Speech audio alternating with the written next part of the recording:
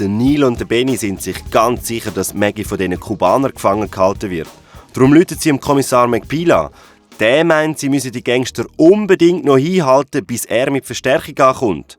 Der Neil hat natürlich sofort einen Plan gehabt. Hoffentlich haben die Kubaner der Maggie ihr Funkgerät nicht weggenommen. Hey, Chica, Ruhe! Bis dich jemand findet, wir sind schon lange über alle Berge. Achtung, Achtung! Da Polizei! Ihr seid umstellt! Verdammte Scheiße! Carlos, hörst du das? Irgendetwas stimmt hier nicht. Kein Mensch weiß, dass wir hier sind. Und schon gar nicht die Bullen. Hallo, ihr bemitleidenswerten, minderbemittelten Banditos Cubanos! Wir wissen, wer ihr sind. 2 Kubaner, die es weiterentführt, Waffen geschmuggelt und einen Drogendealer unterstützt haben. Verdammt, woher kommt das? Ich habe etwas gefunden. Schau! Eine Funkegeräte. Welcher Hund spricht da?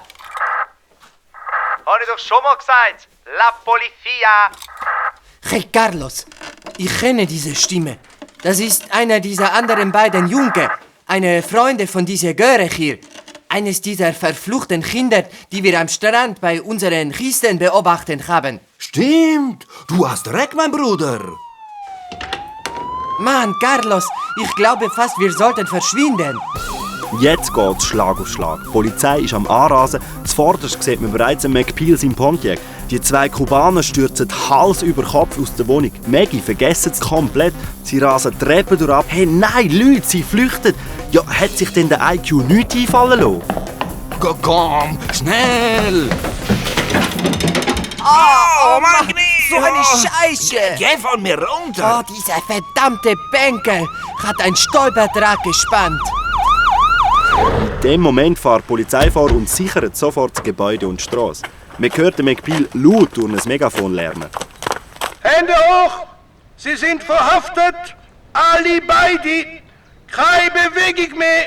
Die beiden Kubaner, die sind gefasst. 10 Polizisten gleichzeitig haben sich auf sie gestürzt.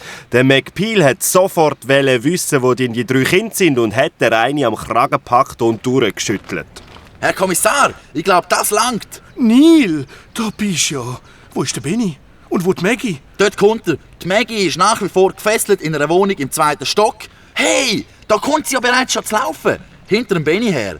Ich bin gern bereit, Ihnen alles zu schildern. Aber zuerst möchte ich meine beiden Freunde umarmen. Action Kids sind wieder komplett. Ja, Mann!